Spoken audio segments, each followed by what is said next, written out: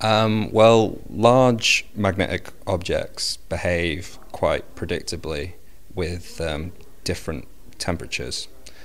So at a certain point you get a transition from completely magnetized to completely not magnetized. When you reduce the size of the system to small scales, like you would find in computers, the behavior isn't so clear-cut. It's more of a gradual change.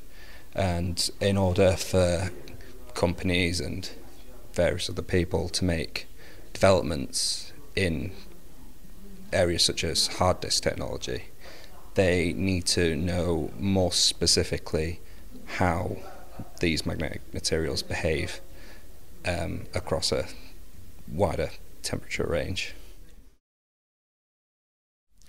I think Southampton was very good compared to a lot of the places I looked at because it's very focused towards using the next level of computing. It teaches you the traditional computing skills that anywhere will teach you, but it's also got a specific focus towards what's the next step.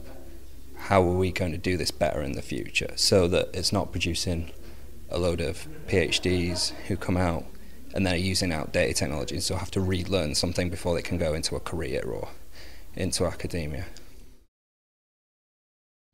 The people. I think a lot of people, when you go into a PhD, so much of the time, you meet, maybe a few people in the office and maybe your supervisor. But here, there's a cohort of 10 people. We're all doing the same thing. We all get to know each other. Just straight away, you have a support group in terms of doing work, and B, friends straight off the bat. So yeah, I like that.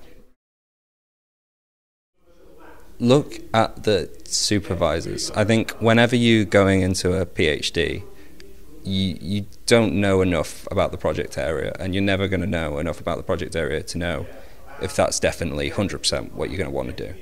But look at the supervisors and look at if there's someone that you think are going to push you in the direction you want to go. Are they someone that's had successful PhD students before? How many papers do they publish a year? That's the kind of thing I think you should look at.